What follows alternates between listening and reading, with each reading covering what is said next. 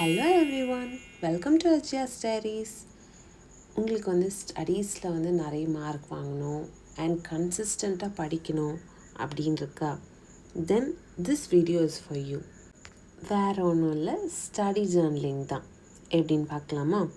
நீங்கள் ஒரு ஆஸ்பிரண்ட்டாக இருந்தாலோ இல்லை ஸ்கூல் காலேஜ் ஸ்டூடெண்ட்ஸாக இருந்தாலோ இதை யூஸ் பண்ணுங்கள். உங்களுக்கு ஒரு டிஃப்ரென்ஸ் தெரியும்.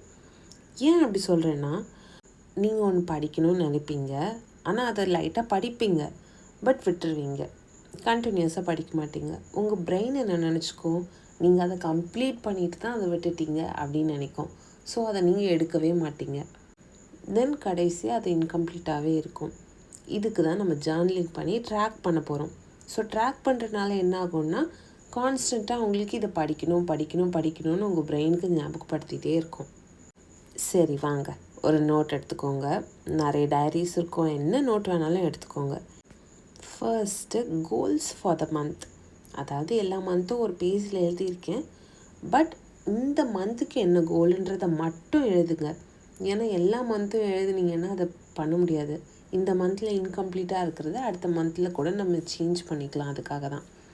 தென் அதை கம்ப்ளீட் பண்ண ரிவார்ட்ஸ், அந்த மந்த்துக்கான ரிவார்ட்ஸ் இல்லை உங்களுக்கு ஞாபகம் வரும்போது அதை எழுதி வச்சுக்கோங்க. அதுக்குன்னு ரொம்ப பெரிய ரிவார்டாக எல்லாம் எழுதாதுங்க, சின்ன சின்ன ரிவார்ட்ஸாக எழுதுங்க. பேரண்ட்ஸால் வாங்கி தர முடிகிற அளவுக்காக நீங்கள் எழுதிக்கோங்க. அப்போ கொஞ்சம் மோட்டிவேஷன் வரும், நம்ம இதுக்காக நம்ம படிக்கணும், இந்த மந்த் எண்டில் நம்மளுக்கு இது கிடைக்கும் அப்படின்னு சொல்லிட்டு. அடுத்து ஸ்டடி டைம் பர் சப்ஜெக்ட். இது என்னென்னா, நீங்கள் எவ்வளோ நேரம் ஒரு சப்ஜெக்ட் நீங்கள் படிக்க போகிறீங்க அப்படின்னு சொல்கிறத மார்க் பண்ணுறது. லெஃப்ட் சைடில் டேஸும் டாப்பில் ஹவர்ஸும். ஒவ்வொரு சப்ஜெக்ட்டுக்கு ஒரு கலர் கொடுத்துக்கோங்க. நீ 2 hours படிக்கிறேன் அப்படின்னு சொன்னால் அந்த கலரை அங்கே மார்க் பண்ணிக்கோங்க. ஸோ இன்னொரு சப்ஜெக்ட்டுக்கு வேறு ஒரு கலர். ஸோ ஒரு சப்ஜெக்ட்டுக்கு நீங்கள் எவ்வளோ நேரம் ஸ்பெண்ட் பண்ணுறீங்க அப்படின்னு தெரியும். ஏன்னா நம்மளுக்கு பிடிச்ச சப்ஜெக்ட்ஸை மட்டும் நிறைய நேரம் படிச்சுட்டே இருப்போம், தரவு பண்ணிகிட்டே இருப்போம். பிடிக்காத சப்ஜெக்டை நம்ம கண்டுக்க மாட்டோம். அது தெரிஞ்சுக்கிறதுக்கு தான் அந்த கலர் கோடிங். அடுத்து என்னென்னா, subject break down and progress. ஒவ்வொரு சப்ஜெக்ட்டுக்கும் நிறைய யூனிட்ஸ் இருக்கும், இல்லை நிறைய யூனிட்ஸ்க்கு அண்டர்லேயும் நிறைய சப்டாபிக்ஸ் ஹெட்டிங்ஸ் இருக்கும். ஸோ ஒரு டாப்பிக்கையோ இல்லை ஒரு சப்ஜெக்டையோ எழுதிட்டு அதுக்கு அண்டரில் என்னென்ன சப்ஹெட்டிங்ஸ் வருது அப்படின்றத நீங்கள் ஒரு பிரேக் டவுன் பண்ணி லிஸ்ட் பண்ணிக்கோங்க. தென் ஒரு 6 மாதிரி, நான் இப்போ ஹிஸ்ட்ரின்னு எடுத்திருக்கேன், 6ஆக டிவைட் பண்ணிக்க போகிறேன். தென் அந்த ரைட் சைடில் உள்ள ப்ராக்ரஸில் 6ஆக நான் டிவைட் பண்ணிப்பேன். தென் ஒரு டாபிக் கம்ப்ளீட் பண்ணும்போது ஒரு பாக்ஸை நான் கலர் பண்ணுவேன். ஸோ விஷுவலாக உங்களுக்கு தெரியும் நீங்கள் எவ்வளோ கம்ப்ளீட் பண்ணியிருக்கீங்க அப்படின்னு. தென் வீக்லி பிளானர்.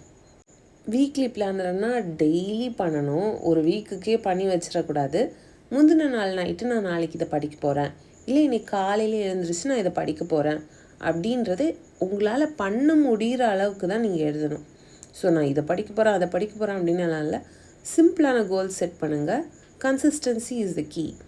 அண்ட் டிஸ்ட்ராக்ஷன்னு ஒரு காலம் கொடுத்துருக்கேன். எதுக்குன்னா, நம்ம எதனால இதை படிக்கலை, நம்ம ஒரு டார்கெட் செட் பண்ணியிருப்போம், அதை ஏன் இன்றைக்கி படிக்கலைன்னு உங்களுக்கு தெரியும்ல.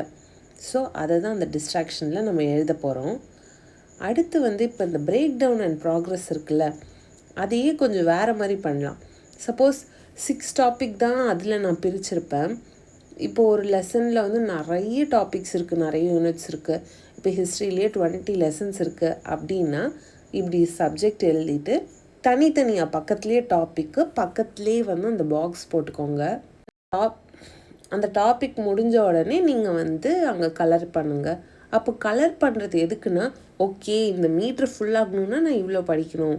ஸோ அப்படி உங்களுக்கு தெரியும், பார்த்த உடனே உங்கள் பிரெயினுக்கு நீங்கள் கலர்ஃபுல்லானது தானே விரும்புவீங்க. அதுக்காக தான் நம்ம கலரிங் பண்ணுறோம்.